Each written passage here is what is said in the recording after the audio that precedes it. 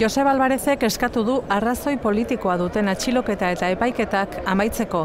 Bere ustez, gaur garaipena harresian egon direnena izan da eta horregatik zoriondu ditu. Esan zen, bide berri bat egiteak indua zela salaketa hau egiteko moduan, eta nik uste dut desobedientzia zibilaren bidetik erakustaldia handi bat izan dela, zabala, plurala, hemen gaur izan da konsigna oso esanguratsu bat, gaur guk irabazi dugu, hori zioen herri harresiko jendeak, eta gure ustez hori izan da benetan gertatu dena.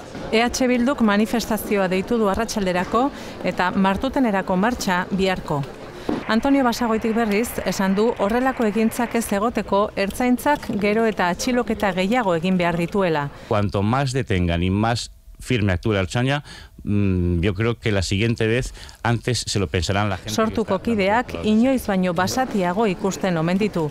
Donostiako PPek salaketa jarri dio askeguneari udaltzaingoan gune publikoa okupatzeko ezarritako baldintzak ez dituztelako bete.